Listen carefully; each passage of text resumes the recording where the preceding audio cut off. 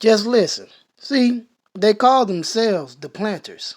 So, what the gardeners or the Anunnaki would do, or their place of taking over these bodies of what we would call today clones, they would go in the mountains, and there would be secret chambers within these mountains, where there would be vast facilities of different bodies that they would be able to occupy due to suspended animation. Have you ever wondered, like in the biblical text, there's always some type of mountain that is mentioned? Was it Mount Paran, Mount Sinai, the mountain that Prophet Muhammad encountered the angel Gabriel? There's always some type of mountain mentioned. Always. Why?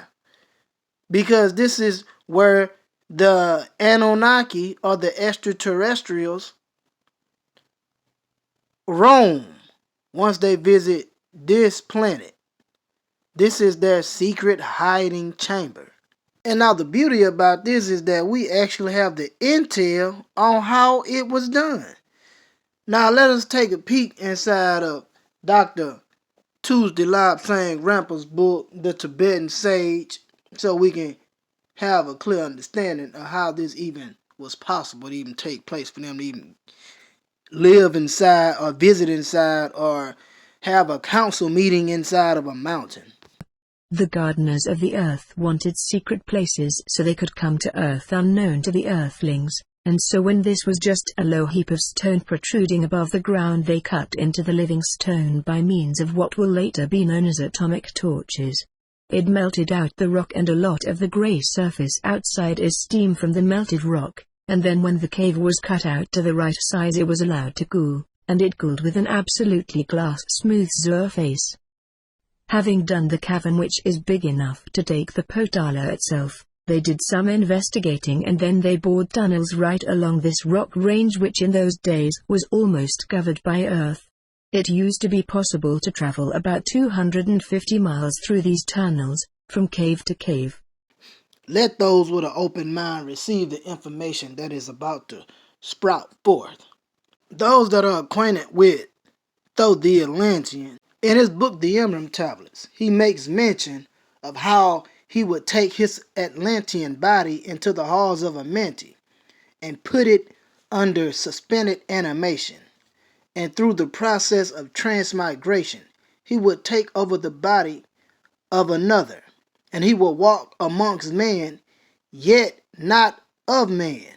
After never wanting to be deified as a god, he would be able to slip into many different civilizations and give them knowledge that would be substantial, and that would be able to sustain them, and that would be able to put them on their feet on the road to civilization. For millions of years, this method has been used by the planters, the gardeners, the Anunnaki, the watchers. They have been using this method to walk amongst man undetected.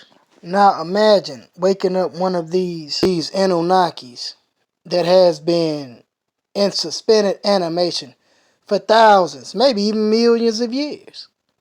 And one of these bodies are about to become inhabited by a super being, or a gardener, may I say, or Anunnaki. Now, mind you, these are the same beings that had the mortal on earth as their slaves. So once they awake, they are going to have the same mindset. They are the ones that go from planet to planet, cultivating it and making sure that things grow the right way and evolve the right way. And if it doesn't evolve, they will exterminate it. Now, take that into consideration. Mind you, when these people were here, these super beings, these Anunnaki, They were brutal. They did not give a shit about humanity. They pillaged, they raped, they took, they did whatever they wanted to, and then because of their transgression, it got the Galactic Federation's attention. And they were done away with. There was a war. And this war is what left little to none remains of the ancient Sumerians. These beings were forced to leave this planet. Many of them took their bodies and put it into suspended animation for the next go-around trip. For when they would visit this realm, they would have a body to inhabit. And as you can see, there is nothing new under the sun. These watches that they wore emitted a sound wave frequency that would open up a vortex, which allowed them to interdimensional travel. Now let us go back into the book, The Tibetan Sage, where it picks off this scene, picks up where they encounter this Anunnaki in suspended animation. If these men were 1,000,000 years old, why had they not crumbled into dust? It was clearly ridiculous to say that these men were 1,000,000 years old when they were absolutely intact and appeared to be fully alive and just awaiting an awakening. I saw that hung on the shoulders of each one there was a sort of small satchel, so I removed one from one of the sleeping bodies and I opened it.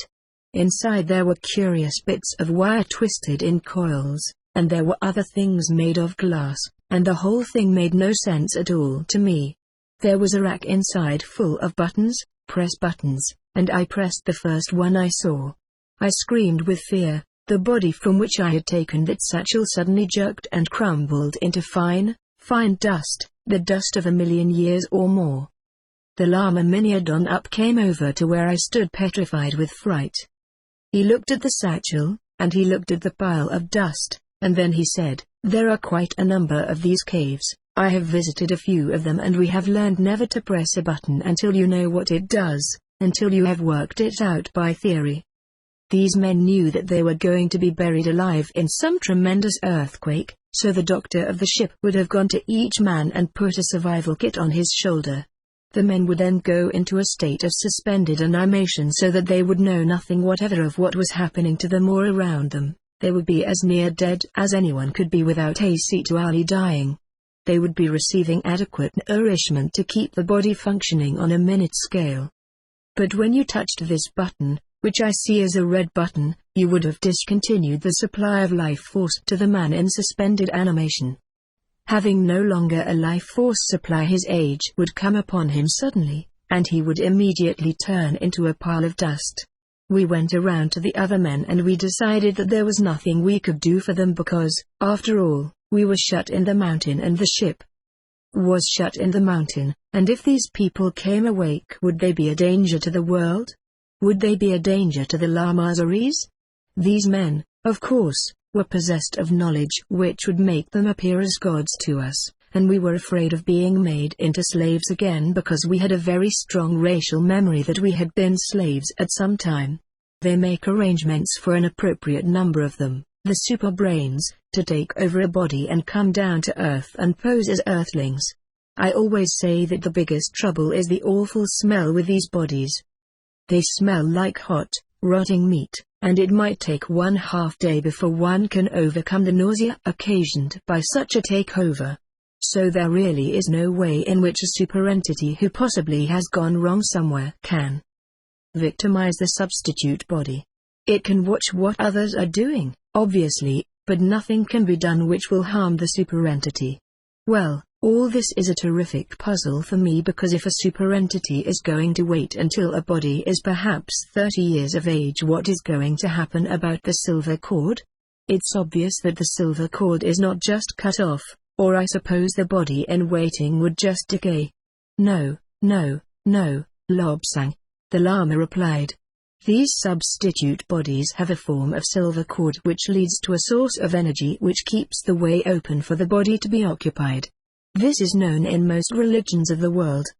The silver cord is by metaphysical means connected to a central source, and the people who look after these bodies can assess their condition through the silver cord, and they can add nourishment or take away nourishment, depending on the condition of the body.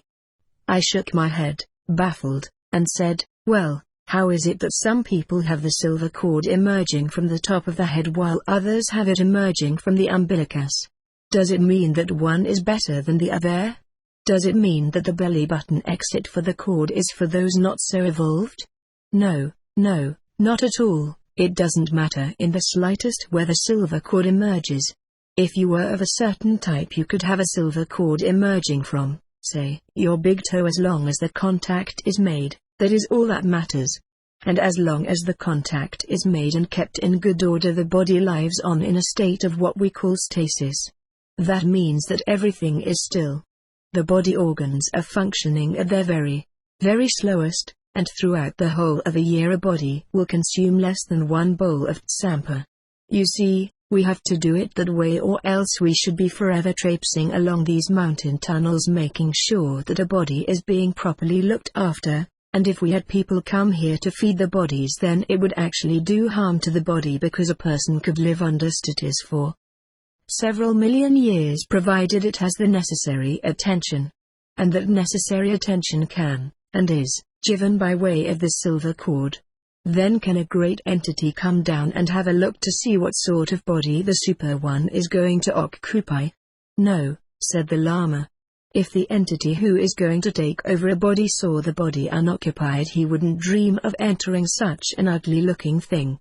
Look, come with me, and we will go into the hall of coffins. So saying, he picked up his books and his staff, and rose to his feet rather shakily. Let's have a look at these coffins first. Together we walked along fairly slowly, the Lama consulting his chart every so often, and then at last he said, We take the next turning left and the next turning left again, and there is the door which we must enter. We trudged on up the path and turned to the left, and took the first turning left again. And there was the door, a great door looking as though made of beaten gold. As we approached, a light outside the door flickered on and then steadied into constant light, and the door swung open. We went inside, and I stopped a moment taking in the rather gruesome sight. It was a wonderfully appointed room with a lot of posts and rails. This is for a newly awakened body to hang on to, Lobsang, said the Lama. Most times they are a bit giddy when they are awakened, and it is rather a nuisance to have one just awakened fall flat on his face and mar his features so much that he cannot be used for some time. It upsets all one's arrangements, and then perhaps we have to get a different body and a different entity, and that makes a lot of extra work. None of us appreciate that in the slightest. But come over here and look at this body. Reluctantly I went over to where the Lama went. I wasn't fond of seeing dead bodies. It made me wonder why humans had such a short lifespan, short indeed when you know of a tree which is about 4,000 years old. I looked into the stone coffin and there was a nude man there. On his body he had a number of it looked like needles with thin wires coming from them, and as I watched every so often the body would give a twitch and a little jump, a most eerie sight indeed. As I watched he opened sightless eyes and closed them again. The Lama Minyadon up said, "We must leave this room now because this man is going to be occupied very soon, and it is disturbing for all of them if there are intrusions about." He turned and walked out of the room. I gave a last look around, and then I followed quite reluctantly because the people in the stone coffins, men and women, were quite nude and I wondered what a woman would be doing occupying one of these bodies. "I am picking up your thoughts, Lobsang," said the Lama. "Why shouldn't a woman be used for some things? You must have a woman because there are some places where men cannot enter just as there are certain places where women cannot enter. But let us move a little more quickly because we do not want to delay the waiting super entity." We moved a bit more quickly, and then the Lama said, You seem to have quite a lot of questions, you know. Why not ask them? Because you are going to be a super llama and you have to learn an incredible amount, things which are taught to about only 1 in a million of the priesthood. Well, I said, when the super entity has entered the guest body, what happens then? Does he rush out to get a jolly good meal? I'm sure I would. The llama laughed and replied, no. He doesn't rush anywhere. He is not hungry because the substitute body has been kept fed and well nourished, ready for immediate occupancy. I can't see the point of it, though, Master.